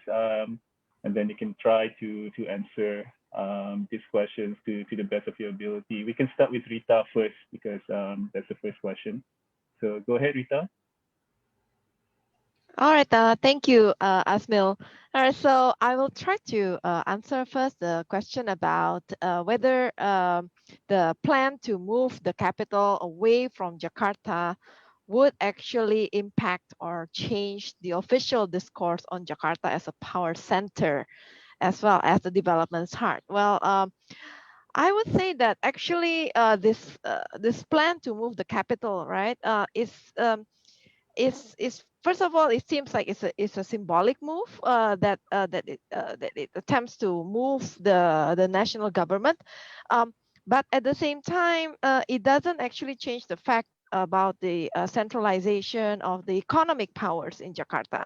We have seen the move of capital cities historically don't really change the economic centrality of the city that was left by the capital city move. So that's the first one. So in terms of changing the official discourse on Jakarta as a power center, I think it is very unlikely to happen in the short term. We've seen what is going on in Myanmar, for example, with the move to Naypyidaw, and then Yangon is still the center of power there economically, right? So in terms of looking into political powers, it's really inseparable from economic power. So I would actually really doubt that. Secondly, this plan to move the capital, I would argue, is that if we talk about reclaiming the city, right, and I talk about reclaiming the city not just in terms of the spaces, but also about this sort of like these imaginations about cities, the knowledge about cities, and the idealization of what does an ideal city look like. In fact, this plan to move the capital will only perpetuate that kind of image, because as we can see, actually, when the plan to move the capital, it's not really done in a bottom-up way. It's basically facilitating the roles of investors if inviting like global investors to actually invest in the plan. The national government actually took pride in like not really using fully taxpayers' money to finance the plan, which is a little, on one hand, it tries to portray the project as something that is sort of like economically viable, but on the other hand, it raises questions about the accountability of the project when it's not really financed by the people, right? So here I would say that the plan to move the capital is basically just another sort of like another project that shows that this domination of these images about the city that needs to be reclaimed is still very much alive and well, and is still very strong. All right, thank you, Rita. And then we can go to Naziriti, maybe to address the second question posed by Xiaoxi. Yes, thank you so much, Xiaoxi, for the question. The question was, from an architectural perspective, how would KL look like if the city is designed and planned based on the needs of majority of urban dwellers, but not developers? Obviously, the quick reaction to that is there will be less speculative development, obviously, less skyscrapers. It will look like there'll be more horizontal development. But I like to go into detail about this because architecturally, you think about, one is the space, the volume, okay, less of that tall volume. And the in-between space would be seamless in terms of you won't really see the difference between buildings and transportation. There won't be a gray area. This was quoted by a local authority officer, that they always have to deal with this. Why is it not accessible? It's accessible in the building, but the railway station or the light rail transport, but why is from the perspective of a person with disability, there seems to be barriers, physical barriers in the gray areas, because that's how it's set out to be. So if we, the majority, have anything to say about that, there are more organization of covered drains, safe, usable street environment, for example. So the in-between spaces will be much more seamless to travel around for the more physically marginalized group. And then, this idea of pedestrian bridges. Now, I like to go a bit into that because when we went to Hong Kong, Hong Kong has a good public transportation. I managed to go into most of them, including the trams, with some help. But funny enough, the business district where they have this pedestrian bridges and linkages, I was so frustrated to find the exit. It's not seamless. So for me, who is a person with disability on a wheelchair, in the most priciest business district of a world-class city, I'm marginalized. If I was a stockbroker on wheelchair, I'll be so upset. I'm just giving this view, this thing where pedestrian bridges in Malaysia, they want to adopt more pedestrian bridges and not giving the ground, the ground area to be accessible. They rely on pedestrian bridges. As you know, the pavilion to KLCC pedestrian bridges, I don't have any choice to go to the different streets. There are access to different streets by staircases, but via lift, I have to go either in pavilion or in nearer to KLCC near Mandarin Oriental. I forgot what building that was, but it's near KLCC. So what I'm trying to say is that if we were to control the city and we will make it practical, logical, and that is what the majority of us would want it to be. And another thing, which, because people are talking about migrant workers here, there was a discussion. I'm a bit diverging from your question, but I just want to put it out there that there are architects who are conscious about this, social conscious architects, regarding the COVID-19 situation where migrant workers are infected a lot because of the housing. It'd be interesting if the speakers here come from Hong Kong or Singapore, because in Singapore, you have spaces for Filipino migrant workers in some of the areas in Orchard Road for them to gather on a Sunday. Those you can visibly see some spaces being filled. They were having picnic on Orchard Road and something like that. But the most crucial thing is where they live. Where, like, for example, the migrant workers from Bangladesh or some areas in some countries, even there was a critique about the housing in Singapore for migrant workers, where they were thinking about the design should be more well ventilated and stuff like that. So we see that in Malaysia now. So I think when you countries like Singapore and Hong Kong and Malaysia even and others in development, countries were developing, this issue of migrant workers and housing is the biggest issue. The biggest issue where during this pandemic times. So anyway, I diverge a bit from your how it looked like to some of this situation. Put my point out there. Okay, thank you. Right. Thank you, Naziriti, for your response. And also now I would like to invite Carlos as well to address the third question from Xiaoxi.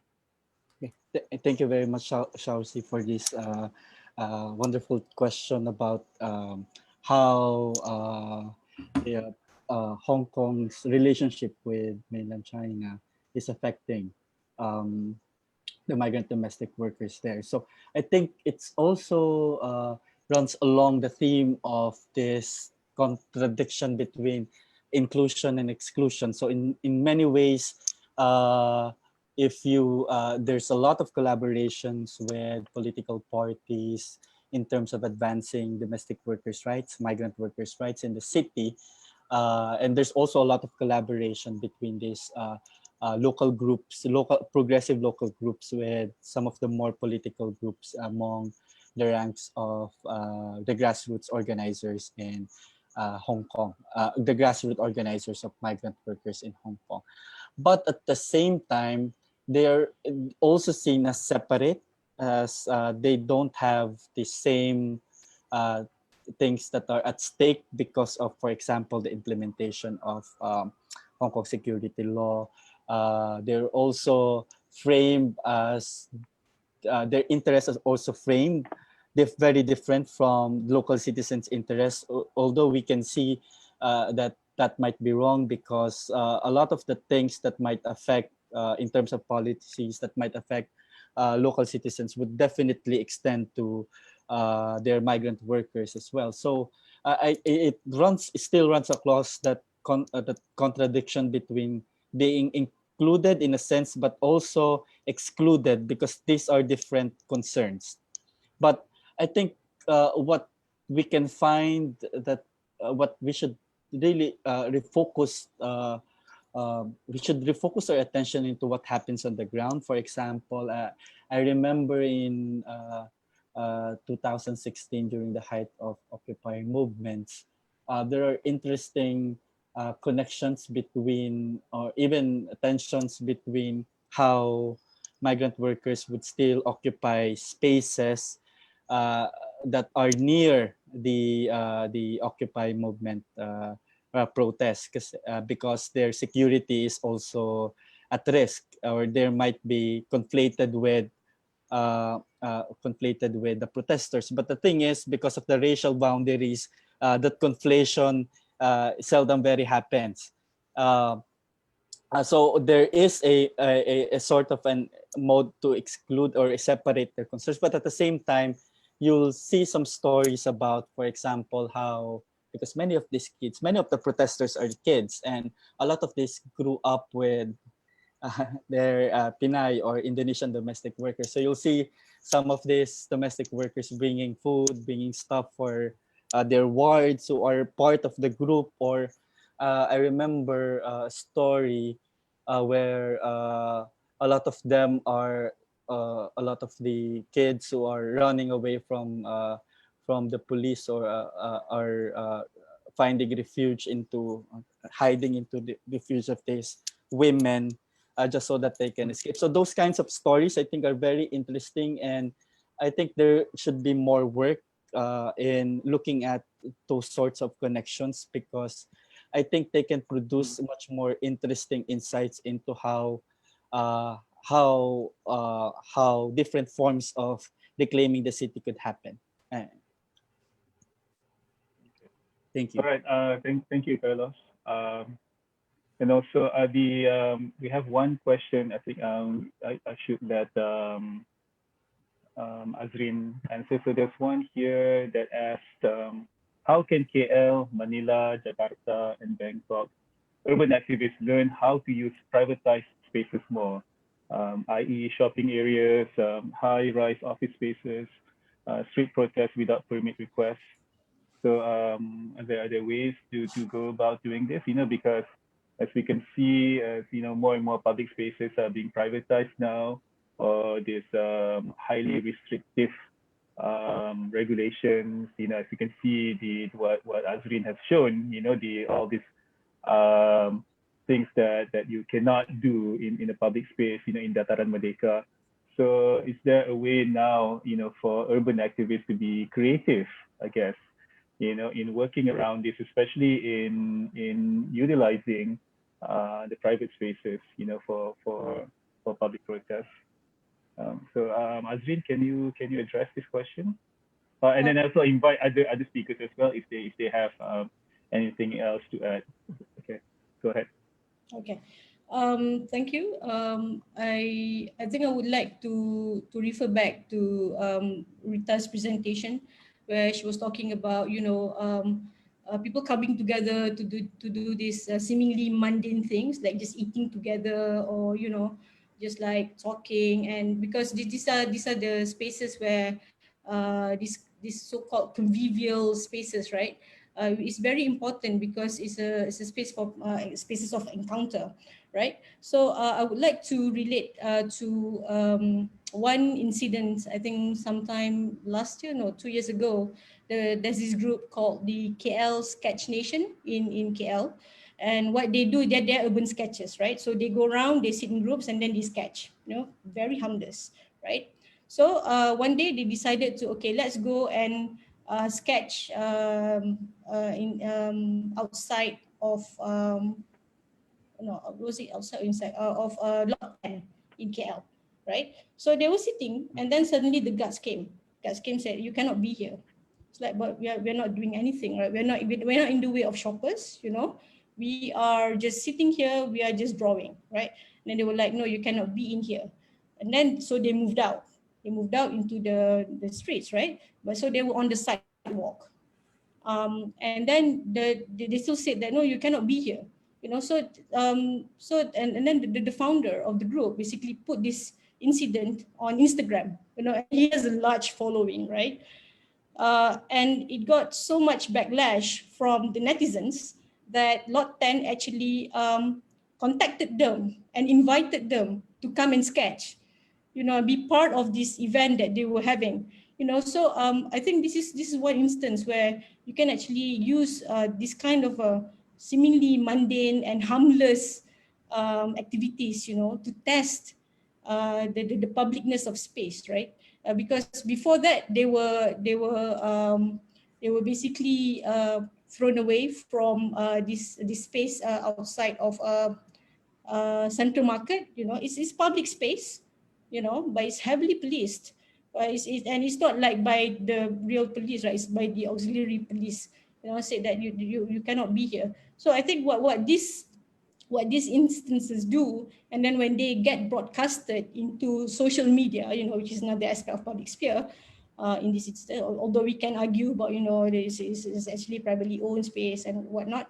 What it does is it sort of raises these questions to the public, So what are the activities that we can actually do in the public spaces? So I think that is one way that civil society can try to reclaim this space. It doesn't always have to be combative or violent. It can be like something simple like that.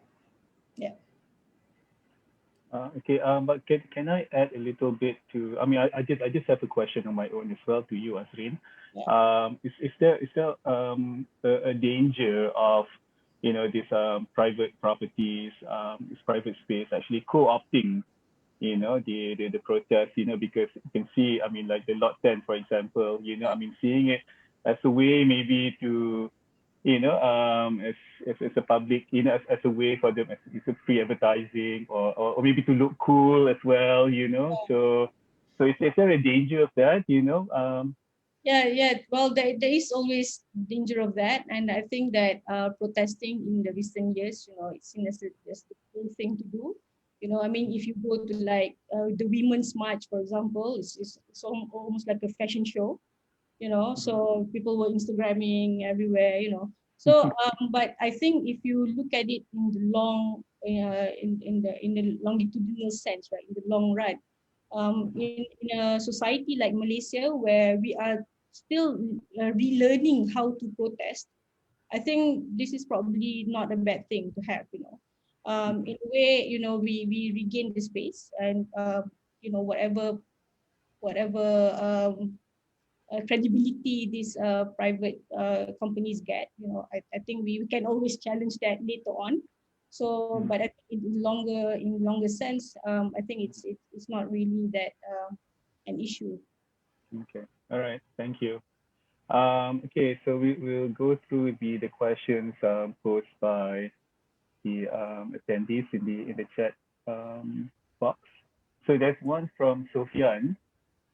So he's asking to all the panelists, especially with the first three presenters.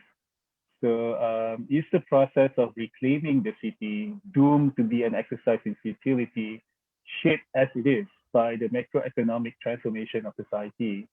So wouldn't entrenched or emergent socioeconomic inequalities subvert the reclamation efforts within a neoliberal economic paradigm? So noted with interest that in the first three presenters, this was a rather understated dynamic in the struggle of reclamation. So I guess he maybe it's not this point of this neoliberalization of urban development is not being stressed enough, I guess, by the first three presenters. Like, so I mean, do you want to comment to that, especially the first three presenters? We can start with Rita. For that question. I don't feel that I actually understated that challenge. I'm not sure whether I came across as that, but I did, mention about this domination of this dominant economic and political actors, right? And against the marginalized groups in the society. And so that is really our concern right now. When we say reclaiming the city, what are we reclaiming and how should we reclaim it?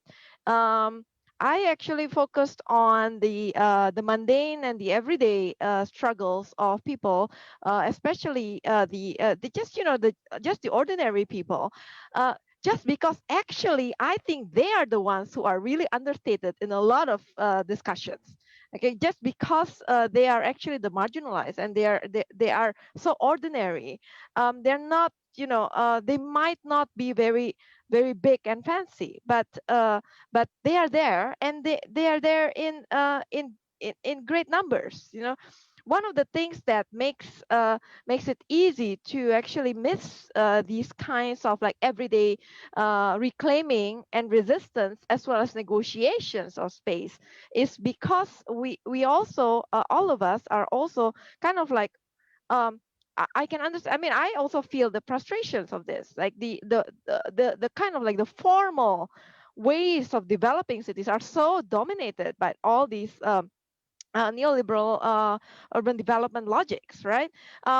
But at the same time, I think we also need to remember that the way these development mechanisms function is also by understating the role of the ordinary people, right? And the control that any political power or economic power has over certain discourses. It's never in totality, and they are always there are always actually areas of contestations of that, and historically it has been like that. I think it's been documented throughout the colonial periods, for example, of this kind of negotiations to those who are holding political and economic powers in the society. So those things are always in process. So if we only look at these domination, this sort of like hegemonic domination, right, of all these major development power in the macroeconomy, then of course it looks very bleak. Um, and I'm not saying that the challenges are easy to overcome, but at the same time, I would actually encourage to look at the other sides of these developments that are rarely actually be the sort of like the center of attention, and they are the ones who actually have access to do all the interventions from the smaller scale first. Uh, and so I hope that explains that it's not really about understating those powers, but actually looking at how are we going to go about this, and if we are going to reclaim these paradigms, how should we start? Okay, thank you, Rita. So other presenters, do you have response as well to the question about neoliberal development policies? Okay. All right. So so we can move on to, there's a few other questions as well. Let's see here. Well, some of the questions are already answered in the Q&A. Let's see. So okay, so there's another one from Xiaoxi. She's been very active in this webinar today. So there's one question about how do we reimagine human relationship with space in this context, urban space, which is actually more condensed. In the post-COVID time, especially we know, we're all practicing social distancing and all that now, and it's, the pandemic really reconfigured the way that we interact with each other, the way we coexist with each other in the urban space, especially. So do you have any comments on this? Yeah. Is that for me? Yeah. All four. I mean, even to the discussants as well. So if you have any comments that you want to contribute, feel free, go ahead. But yeah, definitely it's open to all presenters. Okay, all right. I'll try to address this question. It's a very relevant question, given that we are still in the midst of this pandemic. I mean, I'm living in a red area zone, red zone now. So it's actually interesting how if you look at examples from abroad, places like Milan or whatever, they are reclaiming space from cars, so that people can actually cycle on the street and walk and outdoor dining while observing social distancing, right? And this is actually quite crucial because the virus actually doesn't last very long in the outdoors, right? As opposed to indoor spaces. So I would say that there is actually an even more urgent need to rethink public space in Malaysia. Although, frankly speaking, I really haven't seen anything done by any municipalities or city fathers to address this issue, right? So I would say that this could be an opportunity for us to actually remake our cities, but I think I really haven't seen it here, but maybe this could actually spark the discussion, so that people are actually even more aware of the need for public space. Yeah.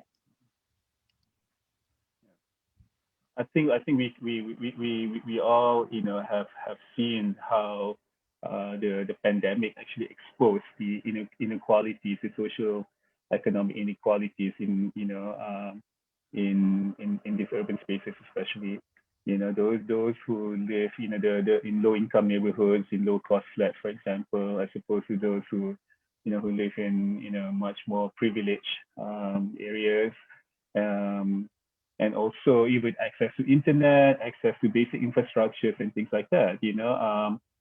I mean, we are all educators here. I mean, we all have students who have problems, with basic internet access and things like that.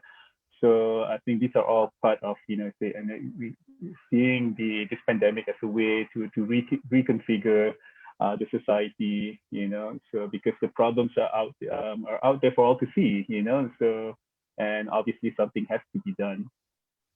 Anyone else has any comments on this? We're sharing I'd like to experience. comment on something. Yeah, go ahead. Yeah, I actually knew of a hospital attendant at PPUM, University Hospital, who was tested positive for COVID and was hospitalized.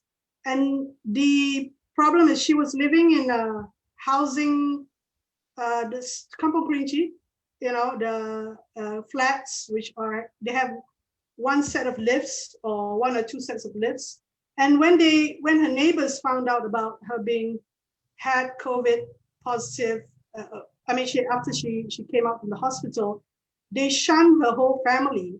So you see, there is this they don't want to be in the same lift as them and stuff like that. You can see that they just shun them. So we living in condominiums is something we have options, but people living in low cost housing, they don't have options. And then how to have recreation or walk around there, they don't have any space. It's like extra burden for them in terms of mental, I think, to the mental burden of this, to deal with this. This is a frontliner who mentioned about what she went through. And will this change policies? When you design for local housing prototypes, will you add another floor for recreation? Would you add extra lifts? Would you, we want to see tangible policies and guidelines. This is when Azrin mentioned about our four city fathers, they have not reacted to this. These are real case studies that we get, word of mouth. But and there are many other examples probably that this is the one that I know. But that we need to deal with COVID-19 pandemic, which is something that's going to be consistently in our society. So we're not really reacting very well to this COVID-19 in Malaysia, at least. I know that. Yeah. Okay. All right. Thank you, Naziriti. Carlos or Rita, maybe if you want to share something from the Indonesian experience, maybe. Just a short. Yeah, go ahead, Carlos.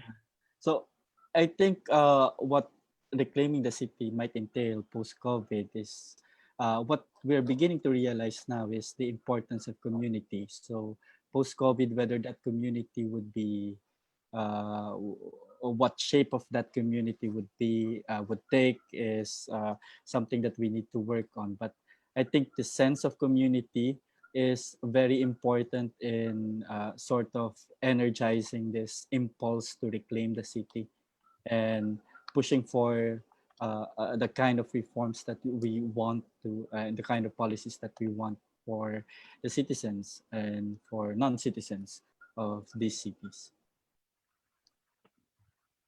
Okay. So thank you, Carlos. Actually, Rita has to go as well. But I think we can see, there's definitely a serious need to reconfigure and the way that to reshape the society that we live in, because we can see how, like Carlos mentioned, the society that has more collectively based, much better equipped in dealing with the pandemic. So I think this is people beginning to realize this as well. You cannot face this enormous challenge on your own, and you have to be done collectively. And hopefully this is the kind of spirit that will be sustained even in the post-COVID time. Okay, so we have about maybe 3 or 4 minutes left for questions. If I wonder if anyone asking. Okay, so we have one question from an anonymous person. So is it possible that the region's colonial experience has influenced how it perceives and conceives its space and how it manifests its lived and endured space as a persisting underlying invention of its colonial past? Okay, so this is, I think, something that some of the presenters have mentioned before, especially I think Nurul and Azrin also has mentioned about this in her presentation. So do you want to so any of the presenters can actually respond to this, so colonial experience shaping the way that urban space planned and configured. Yeah, actually, I also have another presentation which just focuses on Dataran Merdeka, and the focus of that particular work is really looking at how the space is, as I've mentioned in the presentation, it's only independent in name, right? Because it's only for show, independence as a spectacle, rather than actually living through the spirit of independence. So if we were to look at the origin of DBKL, the municipality, so DBKL actually started as the sanitary board. It was formed during the colonial time, and sanitation is of course is of course one of the more one of the colonial apparatus of controlling the space. So and I think that that we DBKL, and I think we also as people, we haven't really reflected on our colonial heritage. It's not just the built spaces, it's the whole system, right? The whole system. And I think that once we became independent, we cut ties with the British, we basically just take over the structure, and we inhabit the structure, and we reflected this colonial attitude. Yeah, so that's my 2 cents. Okay. Any response from other presenters? It actually reminds me of this really fascinating article I read in the New Narrative, I think quite a while back, about how the colonial experience and the colonial urban planning in Singapore actually shaped actually perpetuates the kind of the ethnic and class segregation that still persists until today. So it's a very long article actually, but very, very well researched, very detailed. I can't remember. I mean, I think the guy I can't remember who the author. It was quite a while back, but it was a very fascinating article to see how, to see this insidious influence from the past, and it's still haunting us, in our present time. So we tend to have this kind of disconnect, between what happened especially during the colonial time, and what's happening in the present time. But the fact is, the colonial experience is still alive and well in our present day. It's all for us to see out there. Okay, I think we're out of time right now. So thank you. I'd like to thank all the presenters and discussants for very enlightening conversation, discussions, insight into reclaiming urban space. And I hope that this conversation goes beyond just academic talk. That we do this in our daily life as well. We put practice into our words into practice, I guess. So and also before I close this webinar, I'd like to invite Paul.